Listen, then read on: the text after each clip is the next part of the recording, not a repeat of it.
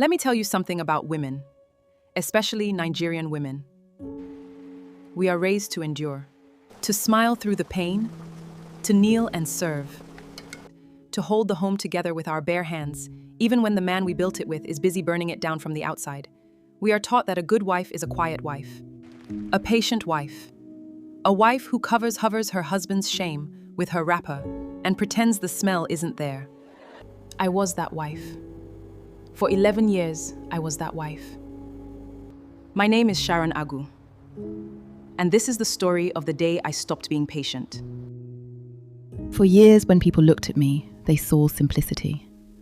They saw a woman who woke up every morning at 5:30 to make fresh pepper soup before her husband left for work. A woman who ironed his shirts with detailed precision, who knew exactly how much starch he liked in his collar, who made sure his shoes were polished and his lunch was packed and his ego was well fed before he even stepped out of the gate. They saw a woman who sat in the house all day, managing a home, raising 2 children, Tobena and Chidinma, attending church, attending to neighbours, yet doing absolutely nothing. That was what Michael told his colleagues anyway. My wife?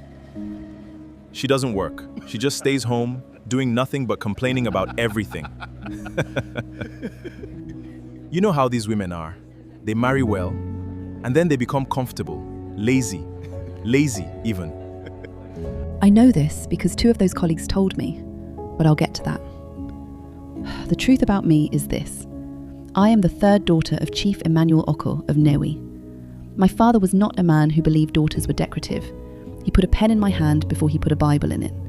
He sat me down at 14 and said, My daughter, the world will try to make you small. Your job is to refuse.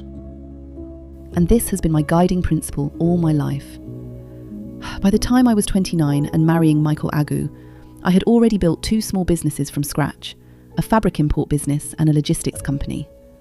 When we got married, Michael was my rock. We prayed together, rubbed minds together. He brought me coffee when I had to work late into the night. When I gave birth to our daughter, he would rock her to sleep when I had tough business meetings. I did the same for him too. I took over when he was too busy with work. We were a team. But that didn't last long. Slowly, he changed. He started to complain and grumble when I had to work late again. But I never did the same for him. I understood he had to work hard at his job, just like I was doing. Then he finally asked me to step back from active business life. He said it was embarrassing, that it looked like he couldn't provide. Who will stay back and watch the children? A woman's job is to nurture her children and her home. I like eating fresh food, Sharon. Your constant work is keeping you from performing your duty as a wife and mother. Sharon, there are not 2 men in this marriage that both of us should be hustling and nobody is around to look after the home. I need you to cook my meals for me every day. He said so consistently. He said a lot of things. See, Sharon, it's either you stop this work you are doing or this marriage ends. You can't have it all. This caused a lot of arguments between us, and I was tired of it. I wanted peace in my home. And because I loved and honoured my husband, I stepped back, visibly. My friends called me foolish for dropping my career. I can't believe you let that man give you an ultimatum. And you agreed, Sharon. Are you okay at all? Don't mind her. Daddy will be so disappointed in his grave. I don't know what is wrong with you. My sisters called me stupid, but I called it making the sacrifice for peace to reign in my home. I handed over someone else. But what no one knew was that I didn't stop entirely. He didn't know I had other businesses. I secretly ran those businesses through Zoom meetings. Sometimes, when Michael was out on business trips or travelled, I went to the offices physically. I've always been a smart girl, right from childhood, thanks to my father. So I knew how to run a business. I made sure I wore sunglasses or a scarf so no one would recognise me. I wanted to save my marriage and still do what I love. It wasn't easy at all, but I managed it. Michael didn't suspect a thing. Maybe it's also because he was too engrossed in himself or his work. Over the next 8 years, while Michael was busy climbing the corporate ladder at Bridgepoint Solutions, I was quietly acquiring things. A real estate investment here, a majority share in a small tech firm there, a hospitality group. And in 2021, through a holding company registered under my initials, SOA, I purchased a controlling stake in Bridgepoint Solutions Limited, Congratulations, Sharon. the same Bridgepoint Solutions where my husband worked. Believe me, I never wanted to buy it in the first place. I did it to save my husband's job. Let me explain. Michael came home one day in deep distress. When I asked him, he finally opened up. His company had announced that they were almost bankrupt and are looking to downsize. As a junior staff, he would most likely get cut off. I don't know what to do, Sharon. If I am laid off, this is the end for me. Michael was devastated, and it broke my heart. I knew I had to do something. After privately meeting with my lawyers, we were able to offer the owners of Bridgepoint Solutions an offer they could not refuse. And that was how I became the owner of the company and saved his job. I preferred to keep the entire acquisition a secret from the press and the public. The owners became my employees, and I retained them as both the CEO and general manager. Michael came back a few days later, overjoyed. I knew why, but I didn't say anything. If my husband is happy, then I'm happy. Or so I thought. Maybe I would have told Michael about my business or my life if he ever bothered to ask me how my day went. It was always, Honey, what's for dinner? Sharon, where is my white shirt?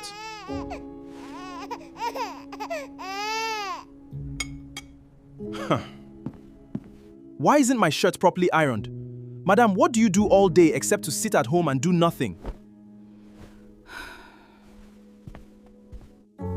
nah, I would rather keep my mouth shut and go about my life. Besides, he wanted me to give up my business anyway. Just like most men, Michael started to change. Again. I know my husband. I know him very well. So when something is off about him, I can sense it. I knew when he started travelling to Abuja frequently, and when he started hiding to take calls. I have to go to Abuja. You know these clients. They want me to come in to sign some documents. But you just returned not long ago. Why are you going again? Sharon, you should understand I'm a very busy man. I need to work. It's bad enough you already stay at home, and I'm the only one hustling to make money and feed us. While you do nothing. With that, he left. Michael thinks it's only his money that's feeding us. I use my money for most of the things in the house, and he doesn't even know it. It never clicked in his head. Anyways, I finally caught him red-handed, the old-fashioned way. A lipstick stain, a perfume that was not mine, a text message that he forgot to delete because he was arrogant enough to believe I was too simple to check. I collected enough evidence to confront him. The woman's name was Sandra. She worked in his company's Abuja branch. It lasted 8 months before I found out. And like the good wife I was raised to be, I sat across from him at our dining table in our big, beautiful house on GRA Port Harcourt, and I listened to him cry and beg and swear on our children's heads that it would never happen again. Sharon, my love, it was the devil. Please forgive me. I promise I will never hurt you like this again. It will never happen again, I swear. I was heartbroken, but I forgave him. I swallowed it whole. The humiliation, the rage, the very specific grief of knowing the man who shares your bed has been sharing it with someone else. I forgave him. For myself, for my children, for our life together. 3 years later, he did it again. This time, her name was Rose, a direct colleague. I noticed the signs in February, the late nights, the work trips that came suddenly and went unannounced, the way he stopped looking at me when I spoke, the way he started responding to my conversations with a particular kind of boredom, the boredom of a man whose attention has been fully colonised by another woman. On nights he came home late and I confronted him about it, he would always say, I am busy with work, madam. Not everyone has time to stay home all day and lazy about like you. Some people have real jobs. That doesn't make sense, Michael. Work closes by 5 p.m., 6 p.m. tops. But you always come back after 11 p.m. That's your business, madam. I'm going to bed. The things he said hurt me badly, and when I called him out on them, his reply is always, Sharon, you complain about everything. I had a very busy day at work, and I'm too tired to listen to your silly complaints and nags. But the thing that hurt most, the thing that cracked something in me that I'm not sure can be fully repaired, was not the affair itself, or the mean words he said to me. It was the things he said about me to other people. I overheard him on a phone call one Sunday evening. He was in the backyard. He thought I was bathing the children. I was standing just inside the back door, a kitchen towel in my hand, frozen. She doesn't understand anything about ambition, Rose. That woman just stays home. I'm tired of her. I'm tired of her. Sometimes she smells terrible. She's let herself go. I can't deal with her, Rose. She doesn't stimulate me anymore. You understand me. You actually see me. I stood there for a very long time, unable to move. I just miss you, Rose.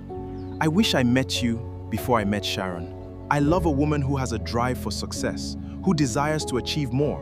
But I'm stuck with a boring woman who has become a burden to me.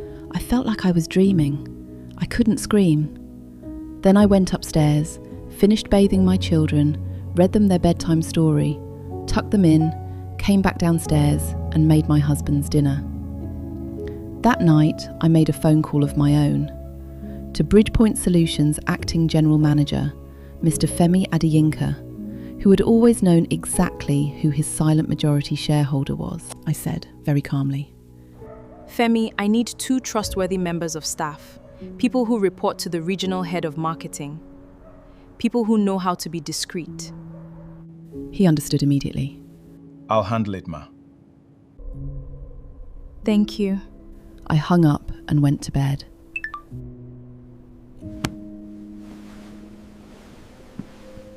Over the next 6 weeks, I received regular, detailed reports from the office. I found out who this Rose is. Her name is Rose Eze, 25 years old, Business Development Executive, South-South region.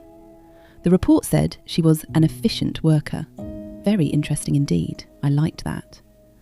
But her relationship with the regional head of marketing, Michael Agu, had crossed every professional boundary imaginable. They had travelled to Calabar and Enugu together, falsely logging the trips as company-authorised client visits.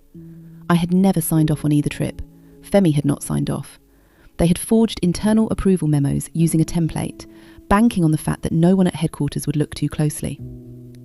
The reports also detailed conversations he had with colleagues, conversations in which my husband described me as dead weight, conversations in which he told Rose that when he finally made enough money, he would sort out the wife situation. Conversations in which he bragged that he had been promoted from junior marketing manager to regional head and how the company cannot do without him. But what this my silly husband did not know was that I was the one who called for his promotion. I wanted him to have some respect in the company I owned, even without him knowing. I wanted to elevate his status. I sat still, wondering what to do next. To be honest, I was deeply hurt. I loved Michael. We started out very well. Then suddenly, he changed. He called me lazy and lacking ambition when he was the one who told me to stop my career and focus on the home. Now, somehow, it's my fault? Was I not doing enough? Was I not good enough? What did I do wrong? I remembered my father's words to me. My daughter, the world will try to make you small. Your job is to refuse. Michael was indeed trying to make me small, and I have allowed him for so long. Now, it's time for me to do my job. Then I called my lawyer, and I called my tailor, because if I was going to walk into that building, I was going to walk in looking like exactly what I was. I want you to understand something about the morning of March 14th. I did not wake up angry. When I ironed his clothes and made his breakfast, I didn't feel anger. Anger is loud and reactive, and it makes you sloppy. What I felt that morning was something older and quieter than anger. It was clarity. The particular, crystalline clarity of a woman who has made a decision and is no longer afraid of its consequences.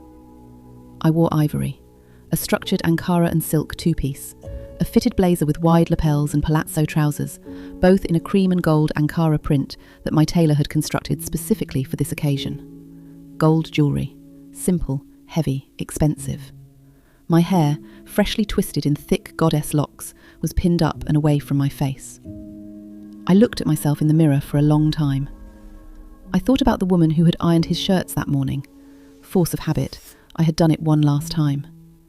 I thought about 11 years. I thought about my children asleep in their rooms. I thought about my father saying, "Your job is to refuse." I picked up my bag and I left the house. Bridgepoint Solutions Port Harcourt headquarters is a 12-storey building on Aber Road. Glass facade, wide lobby, security at the front with a sign-in process that I'd never once engaged. I always entered through the executive elevator on the east side, using my private access card. But today I walked through the front door. I wanted him to see me come in. I was halfway to the reception desk when I heard him. "Sharon?" Michael's voice, behind me. I turned slowly.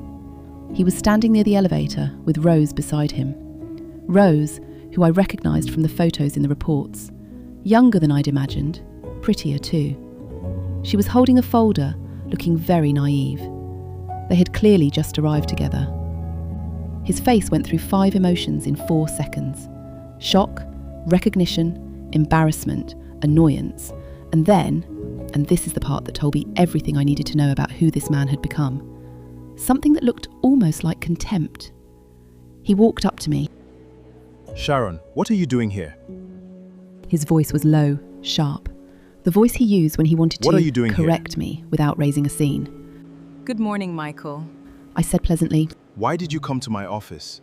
You can't just show up at my workplace like this. This is embarrassing. You should have called first. For goodness sake, don't you have anything better to do? Why exactly are you here? Go back home, Sharon. Mrs. Agu. I turned. Mr. Femi Adeyinka had just come out of the executive elevator. Then 2 other senior directors followed him. Mrs. Adora Phillip, the head of finance, and Mr. Salami, head of operations. All 3 of them were impeccably dressed. Femi reached me first, almost bowing. Madam, we weren't expecting you until 10. Welcome, ma. The conference room is ready. Thank you, Femi. Let's not rush. I want to walk the floor first. Of course, ma. Of course. Madam, so good to have you here. We've prepared the Q1 reports you requested. Wonderful. Thank you, Adaura. The lobby had begun to quiet. That particular hush that happens when something unexpected is occurring, and no one is entirely sure what it is yet. I let it sit. Then I looked at Michael. He was standing very still, with eyes and mouth open. His flabber was garsted. Rose, beside him, looked between her boss and the woman being treated like visiting royalty in the lobby of the building they both worked in. And I watched the understanding arrive in her eyes before it fully arrived in his. By now, a small cluster of staff had gathered near the reception area. Someone had clearly sent a message up the floors because more people were filtering into the lobby's edges, standing at a respectful distance, watching. This was the owner. The owner was here, in person, in the lobby. I heard someone whisper. Madam Sharon Agu? That is Mr. Michael's wife. I let the silence ripen for one more moment. Then I turned my head and looked directly at Rose. She was still holding her folder. Her expression was a battlefield. "Are you Rose?" I asked. My voice was perfectly even, conversational almost. "Yes, Ma," she said, barely audible. I held her gaze for precisely 3 seconds. Then I nodded, turned to Femi and said, "Shall we?" And I walked to the executive elevator. My office on the 10th floor had been maintained exactly as I'd specified when I'd furnished it 18 months ago. I stood at that window for a moment after we arrived, looking at the city laid out below me, and I felt something I hadn't felt in a long time. Solid. I felt completely, unshakably solid. Femi began to run through the day's schedule. I listened, asked 2 questions, then said, Give me the room, please. I need a moment with my husband. There was silence, and then Femi nodded, gathered the others with a glance, and they filed out. The door clicked shut. Michael and I were alone. He stood near the door. I sat down behind my desk. I had not offered him a seat, but he walked ahead to sit anyway. For a moment he said nothing. The man was clearly running calculations. I could practically see it, trying to find the footing, trying to understand what version of himself to be in this room. The husband? The employee? Some third desperate thing? He chose, predictably, the wrong one. Wow. Babe, is this for real? Am I dreaming? You are the owner of this company? How did this happen? I didn't respond to Michael. I only looked at him. Hey, Sharon. Who can ever imagine that my wife will be the owner of this company? Isn't God good? he said with a stupid smile on his face. I didn't reply. Babe, you need to see how Mr. Femi has been behaving, as if he was the boss of everyone, always bullying me around, not knowing that someday I will be his boss. Boss? Yes, Na. Since you are the owner of this company and I am your husband, your head, automatically I am the boss of this company. This was the dumbest thing I've ever heard anyone say in my entire lifetime. And unfortunately, it was coming from the man I married. I looked at him. Unbelievable! We don't need to talk about how you bought a company without my permission or telling me at all. We will discuss that later at home. I'm so surprised and glad you are the owner. This is the biggest surprise reveal ever. You just made my day. In fact, it made my entire year. I laughed. Michael, I said finally, as calmly as possible for me. He looked at me. I wasn't smiling. I tossed a large envelope to him. He eyed me suspiciously. Go on, open it. He reluctantly did, and his eyes became wide open. There were pictures of Michael in his secret meetings with Rose within office premises. There was also proof of his fake work trips. What's all these, Sharon? How did you get these? He asked in shock. If I thought his flabber was ghasted before in the lobby, it is nothing compared to how it was now. you stood in the lobby of my building 20 minutes ago. Don't explain it. I don't need the explanation. I just want you to sit with that for a second, because it matters for what I'm about to say. I know about Rose. I've known for 4 months. I know about the Cal trip in December and the Enugu trip in January, both of which were fraudulent. Neither trip was authorized by this company. You forged approval documents, which, by the way, is valid grounds to fire you. I have copies of your forgery. His face had gone very still. I know you told her that I was unattractive and lazy. I know you told her you would sort out the wife situation. I know everything about you, Michael. But you know nothing about me. You don't know that the job you enjoy was preserved by me. I made it happen. I believed in your talent, Michael. I pushed for you. Michael just stared at me. I trusted your leadership in our family. I trusted you, even though you broke it once before. I forgave you and continued trusting. But you have proven that you are nothing but a bag full of air. You are dishonest, proud, manipulative, cheating, and so much more. I thank God that I didn't totally abandon my career. I worked behind the scenes while you were away frolicking with different women. I built myself because I knew one day I will need to stand up for myself and my children. Sharon. I forgave you once. With Sandra, I swallowed it. I stayed. I ironed your shirts and made your pepper soup and raised your children and stayed hidden so your ego would remain intact. I made myself small for you. I didn't celebrate my successes or achievements with you because I didn't want you to feel I was overriding you. I made myself invisible for you. And you looked at my invisibility and called it laziness. Something broke in his face. There was shame. I brought out a document from my bag and gave it to him. I am not here today as your wife. I placed the envelope on the desk and slid it across to him. He stared at it, knowing what it was before he touched it. I could tell by the way the colour left his face all over again. These are divorce papers. My lawyer has prepared everything. I am asking you to sign them. Babe. His voice had changed entirely. Babe, please. And now, speaking as your boss, your work here with us ends at this point, on grounds of forgery and stealing from the account. For personal pleasure, which is against the company's rules and highly criminal, your termination is hereby effective immediately. You'll have to leave the premises. Please, this shouldn't be so. I'm begging you. Please give me one more chance.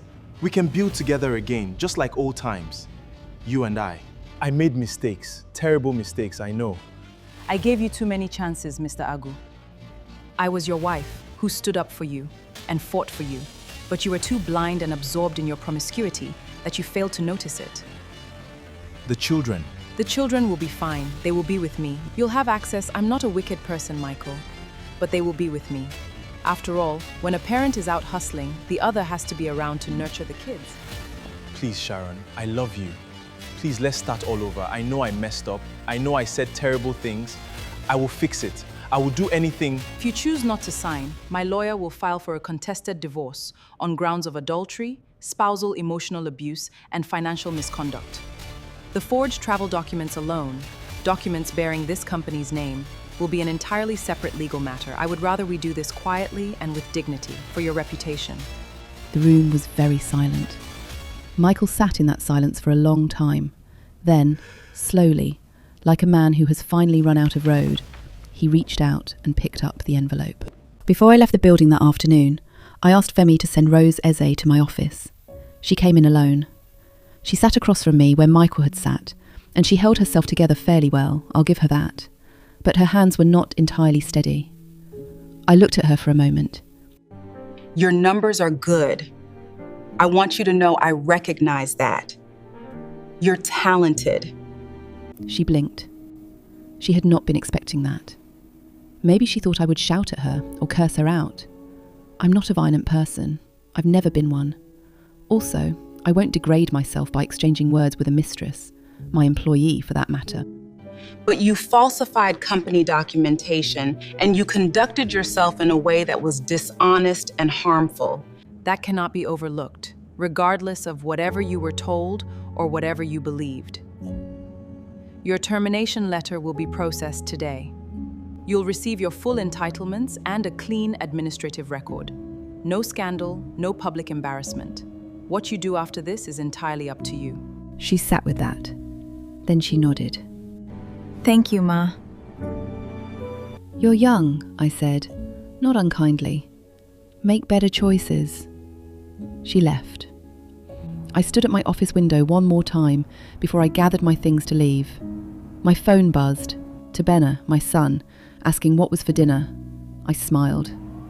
I thought about my father, about the pen in my hand at 5, about 11 years of making myself small and quiet and invisible and good, about all the women who were told that endurance was a virtue, that silence was strength, that keeping the home together was enough justification for whatever was done to them inside it.